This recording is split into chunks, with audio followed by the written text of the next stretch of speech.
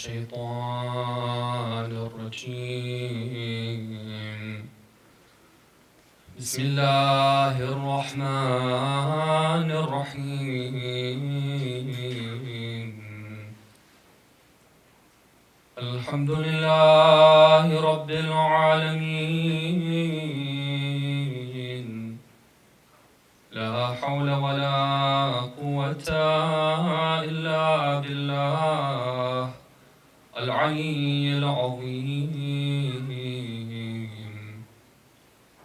والصلاة والسلام على أشرف الأنبياء والمرسلين وخاتم النبيين وسيد المرسلين أبي القاسم محمد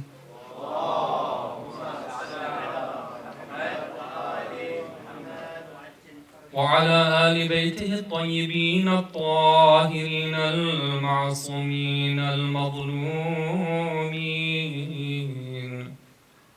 ولعن الله الدائم على أعدائهم أجمعين من ليلتنا هذه إلى قيام يوم الدين. السلام على الحسين وعلى علي بن الحسين وعلى أولاد الحسين وعلى أصحاب الحسين.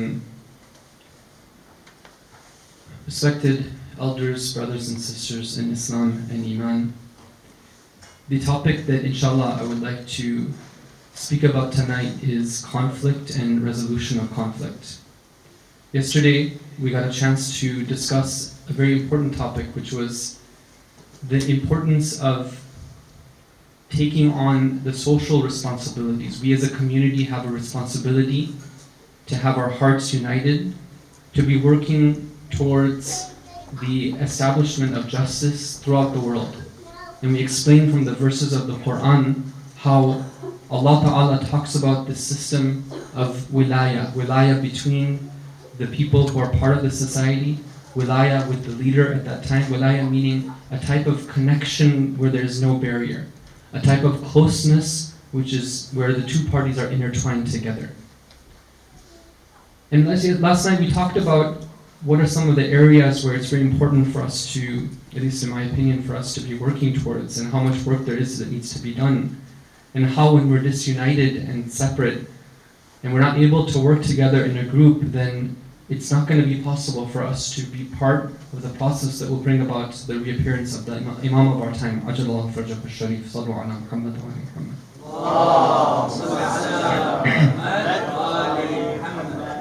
Now tonight I want to talk about one of those main barriers for mu'mineen to be able to have hearts which are united, and that is conflict. And conflict is a topic which affects us as a community, it affects us as families. And inshallah towards the end of the speech I'm going to be giving some concrete, practical solutions we have from the Ahlulbayt alayhim as-salam about how to prevent and resolve conflict. So that's kind of what we're aiming at. But before, I think it's very important for us to understand a little bit about the philosophy of conflict from the perspective of the Quran, and to look and see how this is related to our topic, which is the idol of self. I first want to take you to verse number 208 of Surah Al-Baqarah. Allah Ta'ala says, أعوذ بالله من الشيطان الرجيم يا أيها الذين آمنوا ادخلوا في السلم كافة ولا تتبعوا خطوات الشيطان إنه لكم عدو مبين. This is a command from Allah. It's a command for every single person who belongs to the community of Iman. Now what is this command? Allah says, "Udkhulu fi silmi kafa." Enter into silm, all of you, completely, everyone. What does silm mean? There's some discussion among the mufassirin. Ayatollah Jawadi Amudi, in his tafsir, he concludes that the apparent meaning of silm here is musalama, meaning that be in a state where you get along with one another, where you have peace amongst one another. And then Allah continues and says, do not follow the footsteps of shaitan. Indeed, he is an open enemy for you. What this verse tells us is that if we want to take upon this very important responsibility of having the hearts come together, of how Imam Sadiq alayhi salam says in the hadith that we quoted yesterday, being like those raindrops, they come together and accumulate in the river, they flow together, they become one together, they have the same destination. If we want to get there, we should know that we have an enemy, and the enemy is shaitan. And shaitan will try actively and prevent us from being able to achieve this important goal of being united. And shaitan, of course, doesn't work independently. Shaitan preys upon those problems and those diseases we have in our hearts. And so, when Allah Ta'ala tells us that we have to be careful of shaitan, for example, in many verses, Allah tells us about the plots of the shaitan, how shaitan works. For example, in Surah Al-A'raf, Allah says in verse number 160, قَالَ فَبِمَا أَغْوَيْتَنِ لَأَقْعُدَنَّ صِرَاطَكَ الْمُسْتَقِيمِ He says that, Iblis says that, on account of how you have misguided me, and you have kind of taken me away from the path, I will sit on the straight path, on your straight path.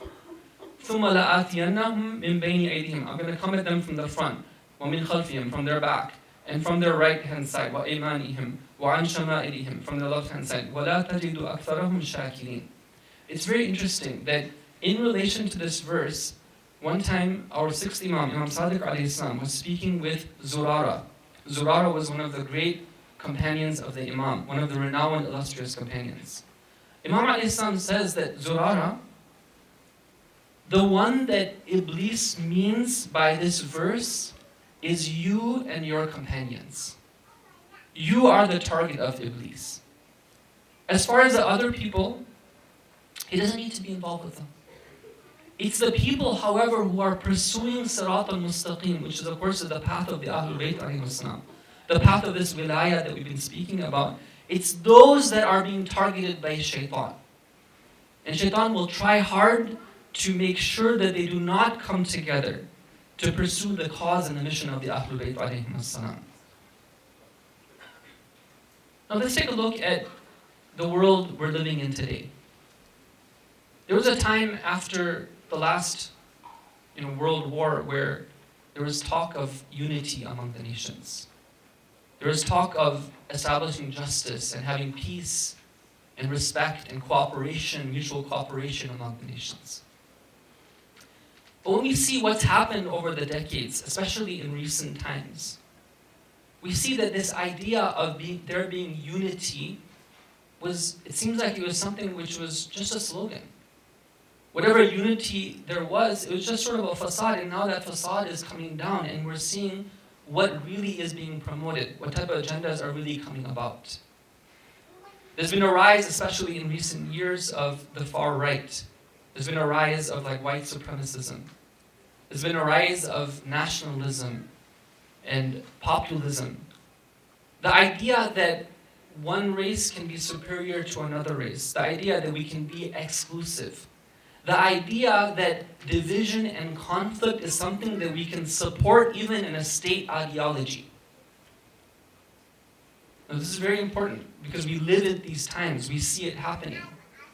Those things sometimes that we grew up reading in the history books and we thought that humanity had passed those humps in their progress towards becoming civilized and advanced stage of humanity, we're seeing that they're going back into those same things. When you look at that, you have to realize that this is a modern manifestation of shaitan, and shaitan is actively at work here. And when we go and we look at the teachings of Islam, we see that Islam tells us that this type of conflict at the level of nations, at the level of races, is absolutely forbidden. That is not the ideology of Islam. Islam preaches a type of togetherness, a type of looking beyond these type of barriers. For example, we have a beautiful tradition that's reported from Rasulullah sallallahu alaihi wasallam.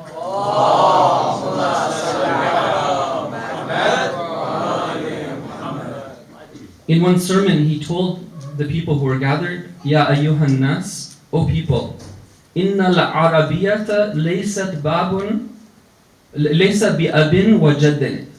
Being Arab is not about who your father is and who your grandfather is. وَإِنَّمَا هُوَ لِسَانٌ نَاطِقٌ فَمَنْ تَكَلَّمَ بِهِ فَهُوَ عَرَبِيٌّ. It's a language that you speak. If you speak that language, then you're Arab. Okay, then he goes on to say, because obviously he's talking to people, some of them had this issue, they thought that, okay, because we're of this nationality, therefore we are superior to others. So he goes on to say, أَلَا إِنَّكُمْ وُلْدُ آدَمْ وَآدَمُ مِنْ تُرَابٍ. You are all children of Adam, and Adam is from the clay. So, meaning that if you want to be taking pride in anything, how can you take pride in being something which comes from clay? That itself should be enough for you to be humble. And then he goes on to say, that I swear by Allah, that if there is a slave who is an Abyssinian, Ethiopian slave who obeys Allah, that person is better than a Sayyid who's a Quraysh who is disobeying Allah. And then he quotes the verse of the Quran, Inna akramakum indallahi atqakum. The most noble among you is the one who has the most taqwa.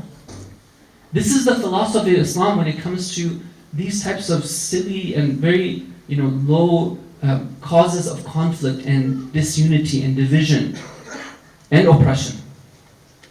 In one battle that took place, it was the Battle of Uhud, there was a Persian Muslim who was fighting for on the side of the Muslims. And he was fighting violently, he was supporting the cause of the Muslims, and at one point he takes up his sword to strike the enemy soldier, and he successfully is able to plunge his sword into the enemy. And then he cries out, in pride, he says that take this from this Persian slave. And with pride he announces his nationality. And afterwards, Rasulullah sallallahu alaihi wasallam, he turns to him and with concern, with worry, he says that, why did you say that? If you had said that you are one of the Ansar and you are one of the Muslims, that would have been a better cry for you to make at that time.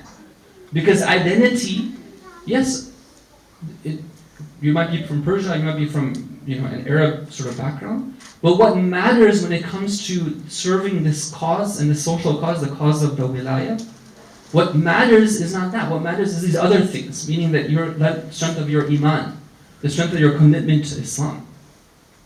In one hadith, we see that Rasulullah sallallahu alaihi wasallam, he says that somebody who takes pride in their background, in their culture, and that becomes a source of looking down on other people, he likens them to a cockroach. A cockroach is like one of those creatures, it's one of the lowest of the creatures. It's a creature of Allah, but it's one of the lowest of creatures. He says there's some cockroaches, I'm paraphrasing here, there are some cockroaches that take up excrement in their, I don't know what you say, like their whiskers or whatever it is, and they walk with them, and they have a very putrid smell that comes from them.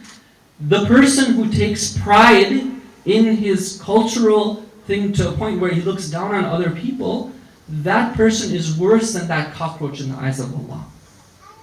Now, sometimes we look at these things and we say that, oh, that's other people out there. That's like the far right movement. It's the, All Lives Matter movement and these type of different sort of factions and parties. That's in another country that they're doing those things. And we think that it doesn't affect us. But what I'd like to say, brothers and sisters, is that when you live in a society that is going in a certain direction, unless you're actively working at swimming upstream, you are going to be carried away in the same direction that the society is going as well. It might not be the case that many of us openly will, for example, join these type of movements or say these type of things.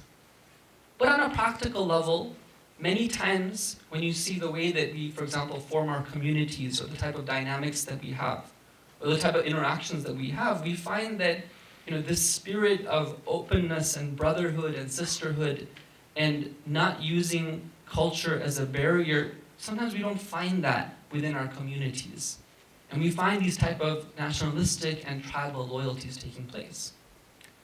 Or when it comes to matters that are happening, let's say they're not right in front of me, they're not affecting me, but they are serious issues of concern, sometimes we find that our response to them shows that maybe we are also kind of prey to being okay with these types of divisions.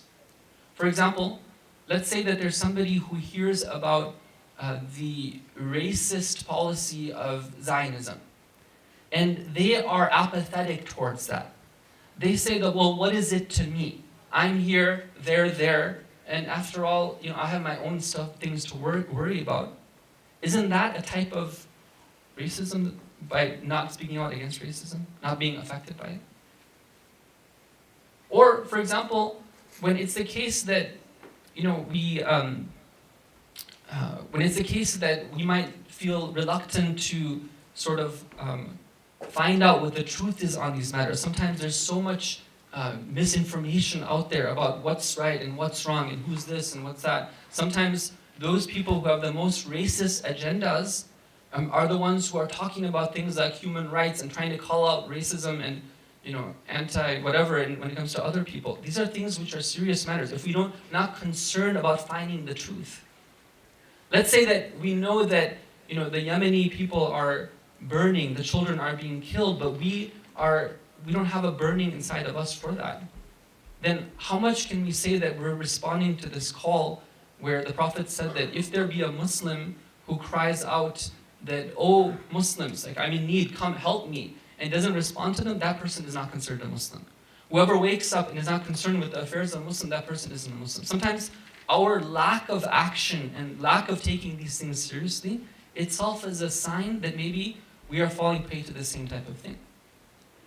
See, brothers and sisters, we live in a society which is all about trying to make the individual and their desires the most important goal in life. How to fulfill your own low desires. Now, how does such an individual work? How do they think?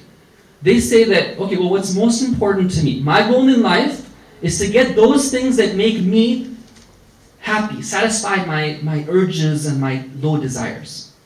Okay. Now, what about other people? Well, other people aren't so much important to me, but, I can get something by exploiting other people. Now, I can't exploit everyone. I need some partners in crime. So who am I going to choose? Well, the object of my love is myself, right? So who am I going to join up with? I'm going to join up with other people who are like me. Those people who are like me, they're going to be my partners in crime. We're going to get together, and then we're going to go and exploit other people. We're going to find ways of dividing them.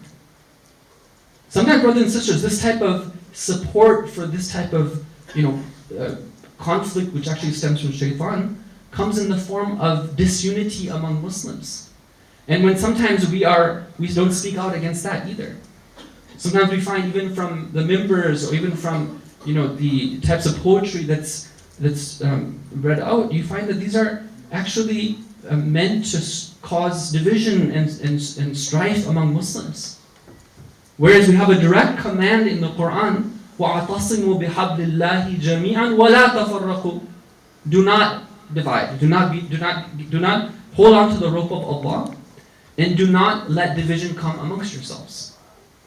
And I want to just make as a side point, I want to acknowledge the efforts of those individuals who are trying to make us aware of those elements within the society and across the world that are the source of causing these types of divisions, and letting us know what the truth is. We have some brave individuals who are always out there on social media trying to expose the crimes of those oppressors, trying to share the truth. And these type of activities are extremely important, extremely valuable to make people aware of that, and I want to applaud their efforts.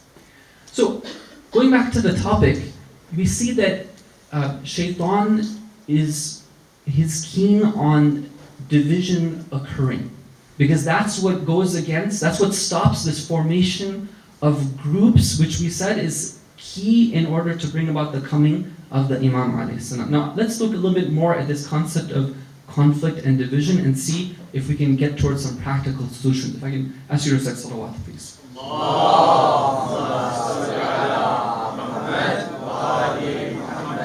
First of all, brothers and sisters, is it the case that conflict is always bad? We talked about one type of conflict which is definitely negative right now, in the form of racial superiority, prejudice against another race, for example.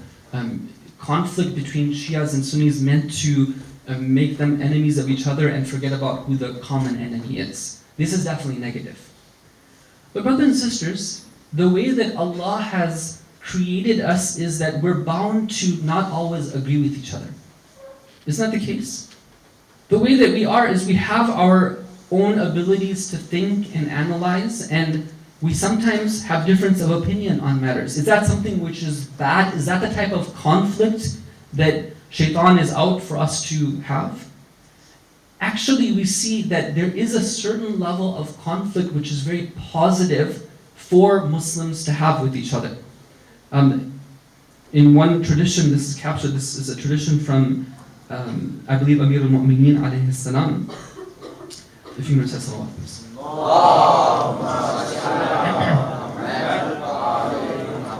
He says, اضربوا بعض الرأي ببعض يتولد منه الصواب. He says that strike one opinion against another opinion, and when you do so, that's when the truth is going to emerge.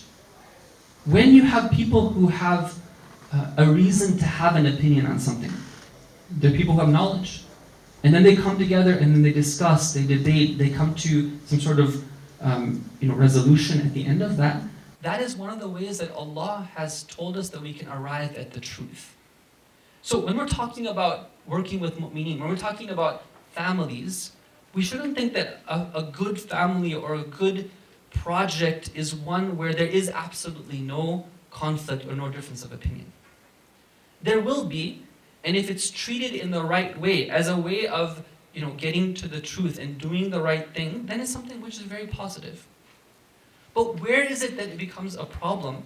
Allah Ta'ala in the Quran mentions a number of examples of people who differ with each other, not for the sake of finding the truth, but rather for the sake of oppression. So, for example, Allah says in Surah Al-Baqarah, verse number 213, وَمَا اخْتَلَفَ فِيهِ إِلَّا الَّذِينَ أُوتُوهُ مِنْ بَعْدِ مَا جَاءَتْهُمُ الْبَيِّنَاتِ بَغْيًا بَيْنَهُمْ. Meaning that when it came to the people who disagreed after the prophets came to them, after the true message came to them, it was the people who did so out of baghi. Baghi here means dhulm, meaning that it was out of a desire to oppress the other, to take their rights away, not to observe their rights. So we have those type of disagreements and conflicts which are negative, and those which are positive. Now, in the Quran, Allah uses the word tanazu' at times to describe conflict which is negative. And it's very useful for us to understand the etymology of this word. Tanazu' means when there are two groups or two people who are pulling at each other. They're trying to get each other from their root and kind of pull them down.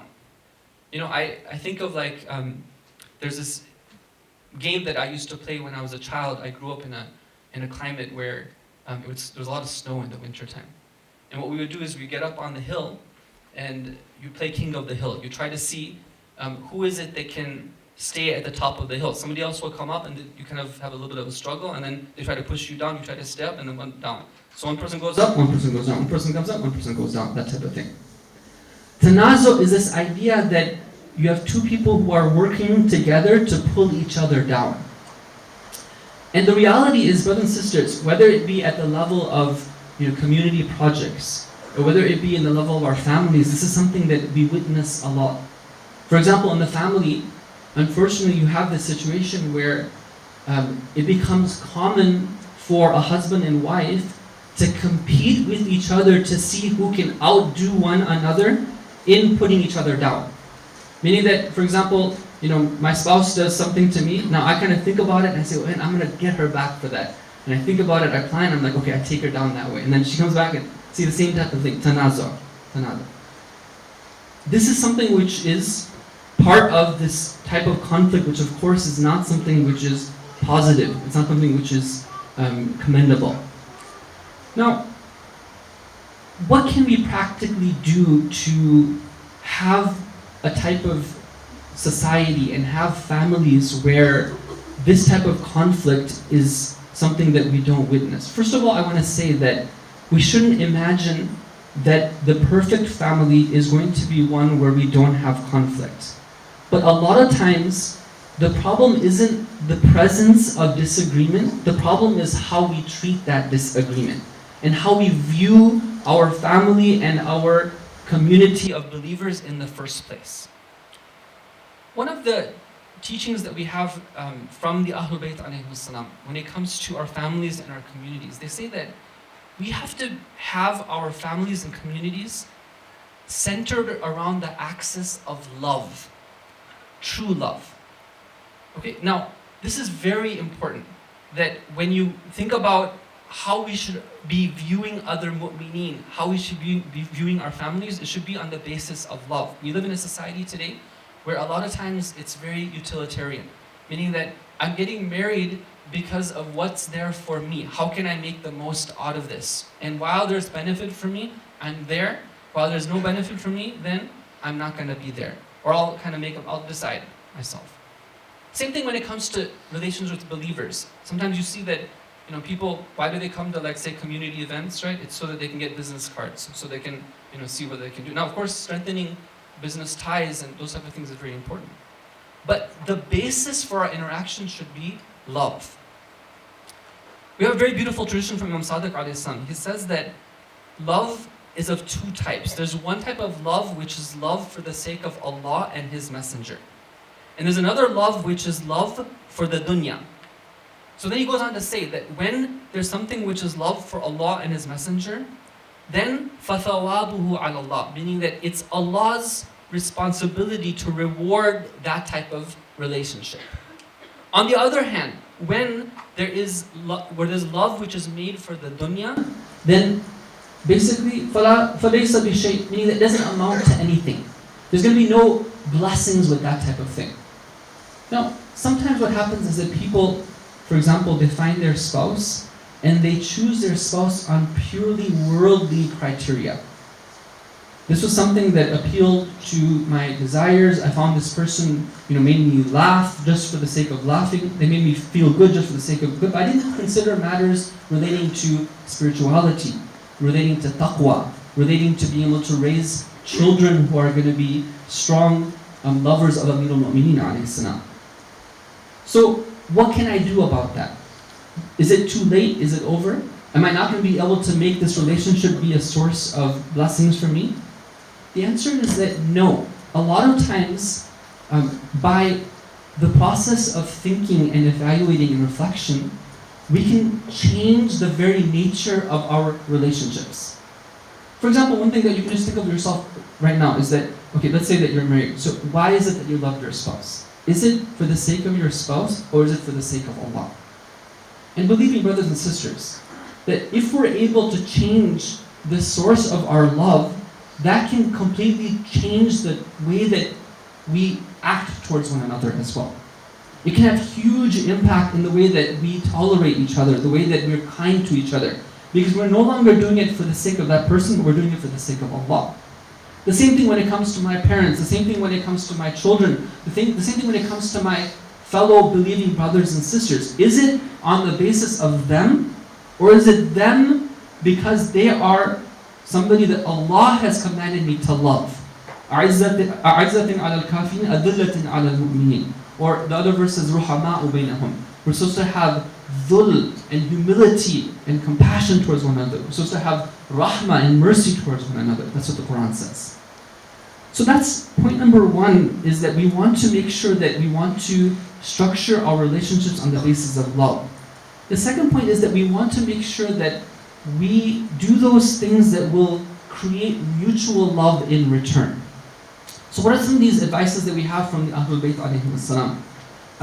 One of them is that when we make an outward gesture of showing love, this can have a huge impact in being able to then have love reciprocated towards us.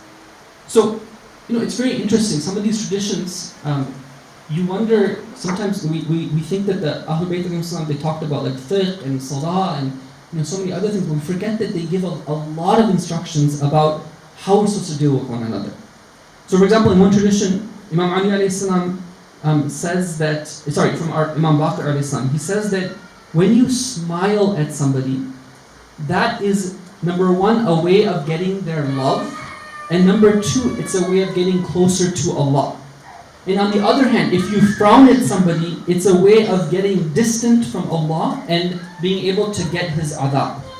Okay, now, if there's one thing that you take from this gathering we have here tonight, take this one, that when I smile for the sake of Allah at my family member, at my fellow brother and sister, meaning, of course, observing the proper gender guidelines, okay, when I do what my responsibility is in terms of my interaction, right, then what happens is that this is not only a means for creating divinely inspired love, it's a way of getting closer to Allah as well too. Now, this one thing, if it's practiced at home, in many cases it would be a revolution. It'd be like, wait, where did the smile come on your face? It's been 10 years since I saw you smiling like this. Last time I saw you smiling like this was when we were outside of the home, but I never see you happy like this inside of the home. But this is what we're asked to do. Right? This is the way we're supposed to organize and arrange our relationships. Another hadith from Imam Ali Islam, he says that there are 3 things that will allow you to gain love from others. Number 1 is being a fair person. Number 2, helping them in the times of their need and also in times of their ease. And number 3 is treating people well with a pure heart.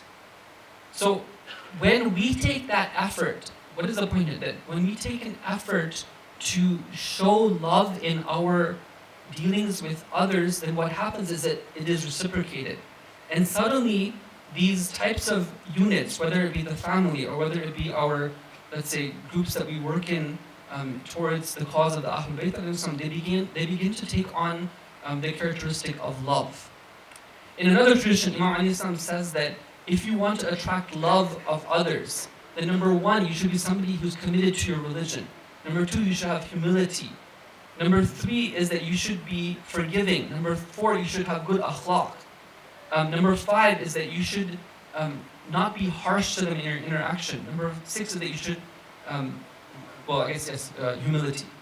Now, what is the point here? The point is that the way that we treat others is going to be something that reflects in the way that they are going to treat us.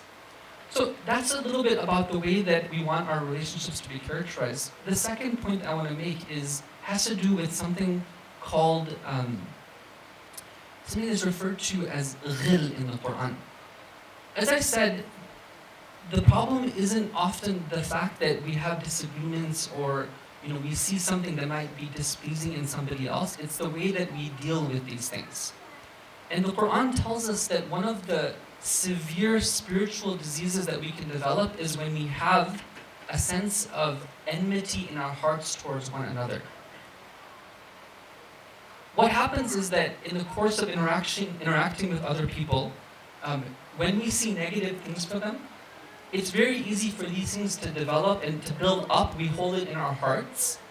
And this becomes a source of destroying relationships and creating a lot of conflict. That's why we see in the Quran that one of the du'as of the people who are on this path of, as I mentioned, wilayah, on the path of building this true community, which is waiting for the Imam alayhi salam. One of their qualities is that they actively work at trying to get rid of any type of hatred they have in their hearts towards fellow believers. The verse that I'm quoting to is from Surah Al-Hashr. Allah Ta'ala says, if you can recite salawat, please.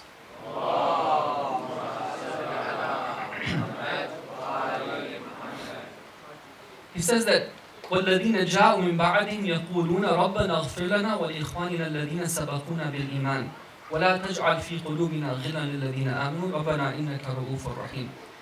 Allah is describing these people who came after the initial group of Muslims, and they took the path of the Prophet. They upheld the message. It's a very important verse for us who are living at the later times, because this verse was directed to the people of the later times. Allah says that their dua is this: O Allah, O our Lord, forgive us and forgive our brethren who preceded us in faith, And do not place in our hearts any type of ghil or hatred to the people who believe. O our Lord, you are the one who is most compassionate and most merciful. Now, the Arabic word ghil is a very interesting word. And one of the meanings of it is when you have clothing, usually you have clothing on the outer and you have clothing which is on the inner. But sometimes you have a third layer which is in between the inner and the outer. It's kind of like a hidden layer that sometimes you even forget about because you can't see it and you can't feel it either. There is this feeling that we have in our hearts where it's kind of hidden. It's there, we don't even realize it. It's just something which is sort of inactive, it's dormant, but it's in our heart. That is called ghil. And the people who are on this path, what they do is they actively pray that, oh Allah, oh our Lord, remove any hatred we have in our hearts towards one another. Now, practically speaking, what happens in interaction with mu'mineen and interaction with our family members is that we get into situations where they do something that upsets us. It's natural, right? Maybe they have some habit which is a bad habit. Maybe they upset us, they annoyed us, maybe they're having a bad day. How should we deal with that? A lot of people, what they do is they sort of take that and they store it away. They might show some negative reaction to it, and then they store it away, they save it away. Okay, and then maybe they create a folder inside of their heart. Okay, and then the next time this happens, they add another file to it, and then one day it all comes pouring out. It's like, do you know, you did all these things to me, this thing and this thing, this thing. And the whole time it's affecting their relationship with them. Sometimes it becomes something which eats up at them. And for years they can live in incredible misery because of the type of ghil and hatred they have towards one another as a result of just normal interaction with each other. Brothers and sisters, when you look at the teachings of Islam, our lives in our homes and our lives when it comes to interacting with other believers are not supposed to be like this. It's not supposed to be the case that we have files saved away on everyone and we're just always kind of thinking about them and building it up and waiting for the time where it's all going to come out.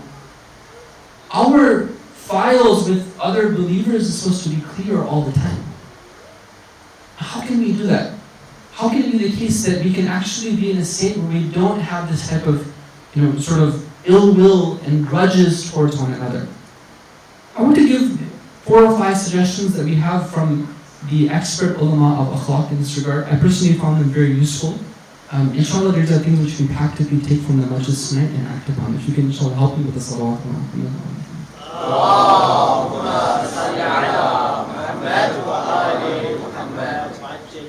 The first practical advice is tafakkur, to contemplate.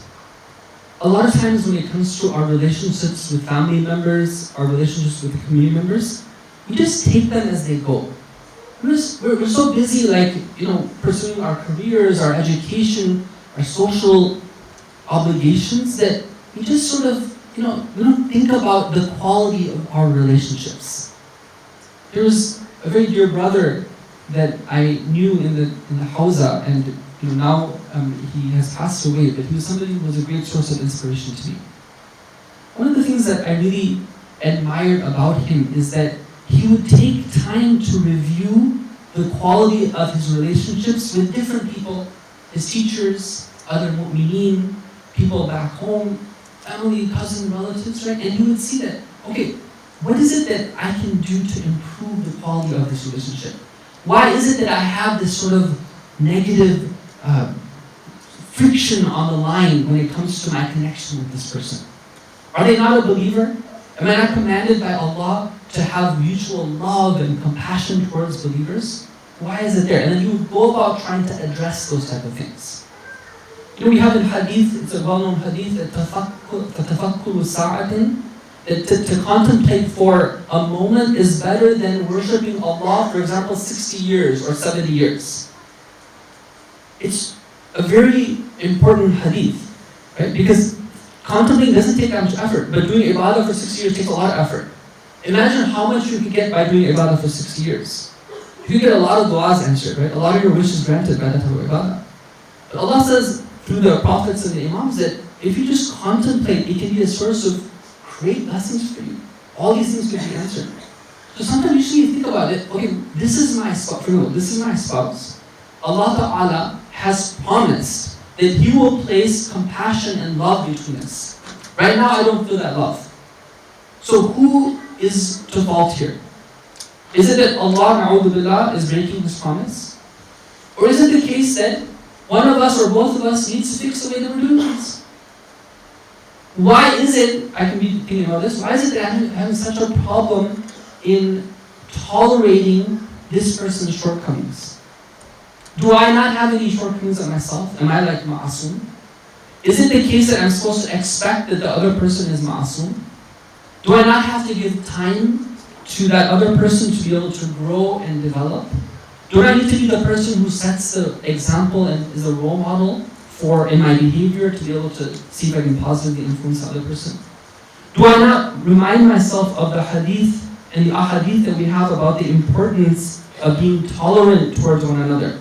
It's amazing, we have these ahadith, for example, they say that nisful iman al-mudara bin nas, meaning that half of our faith is being tolerant and being able to accept and get along with the faults of other people.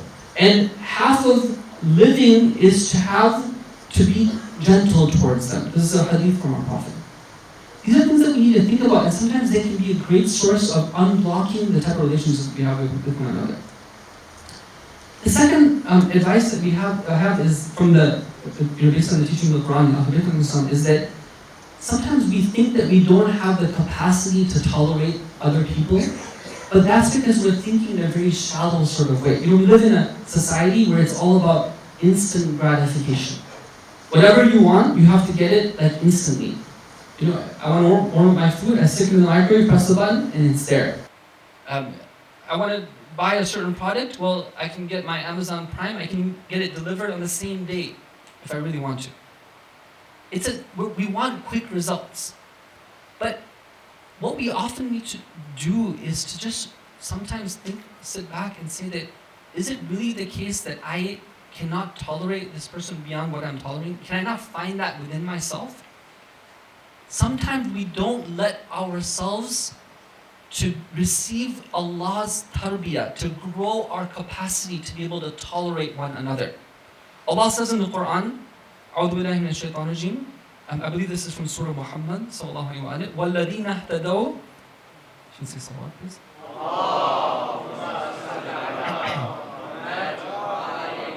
وَالَّذِينَ اهْتَدَوْا زَادَهُمْ هُدَى وَآتَاهُمْ تَقْوَاهُمْ. Those people who accept the initial guidance of Allah, Allah increases their guidance and He gives them their taqwa. Sometimes we don't let ourselves be guided to higher levels of spiritual capacity from Allah. If you look at the example of our prophets, you look at the example of the Ahlulbayt alayhim salam, they had such an incredible high level of tolerance for other people's negative behavior. Now, if we're on the path of the Ahlulbayt alayhim salam, the path of the prophets, then we should also be able to receive at least a bit of that, somehow reflect a bit of that, even though we can't reach their state, they should be on the path and journey towards it. Sometimes we just need to allow ourselves to be able to have more tolerance and seek that from Allah. Point number 3 is that when it comes to relationships with believers, what we're told is that it's very important that we don't let ill will stick around. It's not okay to, let's say, have an interaction and then to harbor a grudge that we're going to let fester inside of our heart. That is going to be a source of spiritual decline for ourselves. It's going to hold us back, and it's going to be a way of destroying social harmony. What we're told in a hadith from Imam Sadiq alayhi salam, he says that for a mu'min, their type of ill will should be limited to the interaction itself. But when it comes to the kuffar, their ill will lasts a whole lifetime. What does that mean on a practical basis? What it means is that, let's say that I have an interaction with, let's say, my spouse, my children, my parents, or with another mu'min, and there's something that goes wrong. First of all, I should say that, is this something even worth my pursuing? A lot of times, it's the best course of action is to just let it go. Okay, or that I'm going to deal with it, but I'm not going to be dealing with it in a way that I have to make it into a conflict. For example, let's say that they do something where I need to do Amr bil Ma'ruf and Nahy anil Munkar. Okay, fine, I'll go about doing it in a gentle sort of way. It's not going to be something that I'm getting in a conflict about that. But let's say it is something where they are violating my rights, they are doing something which is an act of dhulm or something like that. Okay, I'm going to take it up with them, but I'm going to deal with it on the spot. And once I talk it out, once I discuss it, once we deal with it, then that's it. Okay, I'm not going to be holding it in my heart. I'm not talking about interactions with the enemies, those people who have an agenda, those people who are zalimeen. I'm talking about normal mu'mineen, family members, right? How should we be dealing with them? It shouldn't be the case that we have this ill will lying around. I just have a few more suggestions and then inshallah we're going to be ending. Number 4 is that we need to talk things out. A lot of times we see some type of negative behavior and we make assumptions that the reason why this person did this is because they had this thing in mind. I saw them talking to the other person, they were whispering, they were definitely making fun of me. I'm never going to come back again. That's it. Or, my spouse, so grumpy today, so, they're such, they don't have any compassion for me. But when you go and you talk it out, then you realize that, no, there's something else going on. There's something that was troubling them, there's something that they were discussing that was really important. A lot of times we make assumptions and it can be solved through dialogue. I call my fellow brother, I can say that, listen, the other day, I was just wondering, I noticed that you're a little bit down. I'm curious to know why. Was there something up, And so many times with these types of gestures and overtures, a lot of the problems can be solved. Number 5 is that a lot of times when there is somebody that we feel that we're developing a type of grudge towards, the best way of dealing with that, according to ahadith, is by showing outward love to them. And it's amazing how the Ahlulbayt, they promise in numerous traditions that if you want to transform the heart of somebody else towards you, show them love, and this will be a source of changing their hearts. For example, we're told that shake hands with your fellow mu'min, and then you'll see that the grudges in their heart will fall away. Smile at them, give them gifts. These are things which are extremely important.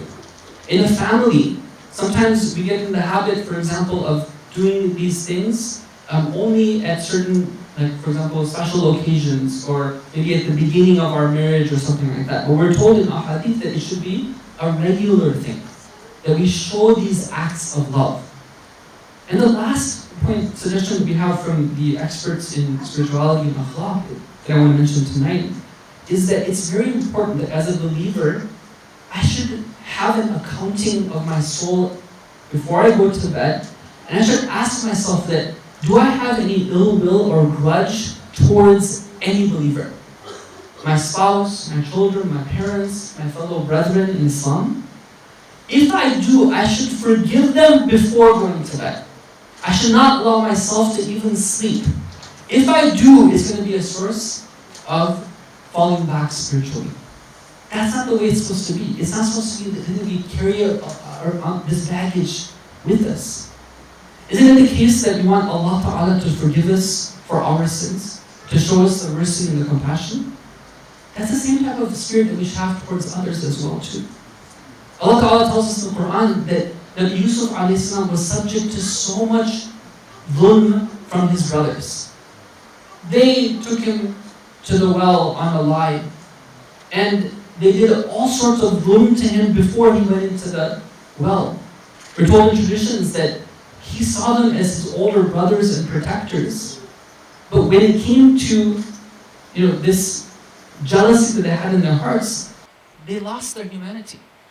And they started hitting him, and he would be running from one brother to another seeking protection because this was your brothers, and they would reject him. And then they abandoned him, and then later on in his life, when they come to him, when the situation occurs with his younger brother, they say that he had a brother before who was a thief, just like he is. So they make an accusation against him. all these things happen, but he's able to find it in his heart to not hold it against them. He knows that this is what shaitan does among believers. These are children of a prophet, but shaitan is active. He does these type of things. He doesn't let it become something which he holds as a personal grudge against them. He does the responsibility. He finds a way to guide them, but he doesn't hold it against them. And at the end of the day, when they come to him embarrassed, crestfallen, just so sorry for what they did, and they see how Allah Ta'ala has raised his status and how he soared spiritually because of his ability to have this capacity to tolerate other mu'mineen, they don't know what to say. And he tells them, "La tathriba alaykum al-yawm." I'm not going to hold this against you today. Allah is going to forgive you for your sins. Ayatollah Jawadi Amali, when he comments on these verses, he says that this is one of the akhlaqi miracles of the prophets. The prophets sometimes had miracles in the form of seas parting and, for example, the snakes devouring the snake, from the staff, and all these miracles, reviving the dead. But sometimes you had miracles which were on the level of akhlaq, of being able to demonstrate superior ethics and morals at a time when most people would fail. This is a lesson for us, brothers and sisters. If we want to be able to have this type of society and these activities and these movements and the families, which are going to be, inshallah, a source for bringing about the coming of the Imam alayhi salam, we need to actively understand what the roots of conflict are and to actively be addressing them. Tonight, inshallah, we're going to be remembering the masa'ib of a very great individual, Qasim ibn Hassan alayhi salam. Just as a segue to the musibah, I want to just mention that Qasim alayhi salam is an example of an orphan. He was orphaned at a very young age when his father, Imam al-Hassan alayhi salam, was martyred by the enemies of Islam. And this reminds us of the position of the orphans and the love that the Ahlulbayt alayhi salam had for them.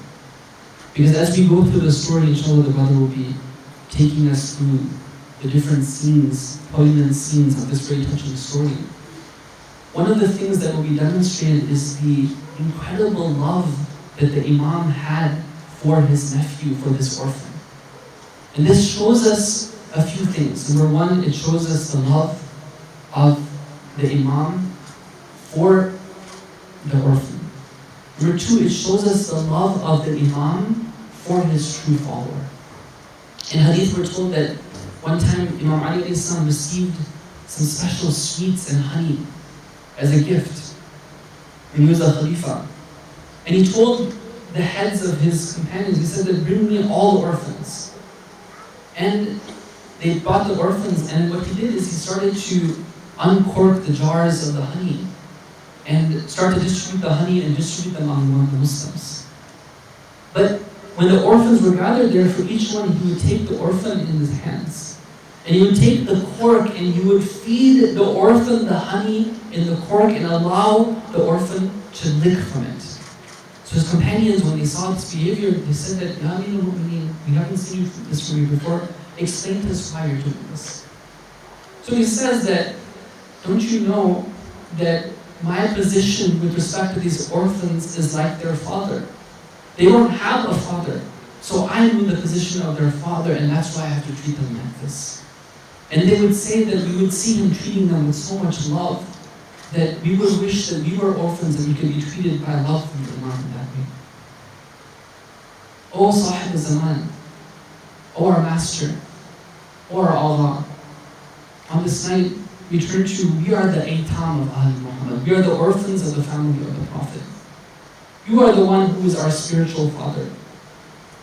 The same way that Imam Hussein alayhi salam showed love to the orphans of Karbala and Zainab alayhi salam showed love to the orphans of Karbala, we wish that you show love to us and that you allow us to enter into this rola of Imam Hussein alayhi salam and to break the barriers of our heart and to allow the tears of mercy to flow from our eyes. Sallallahu ala Muhammad wa alihi wa sahbihi.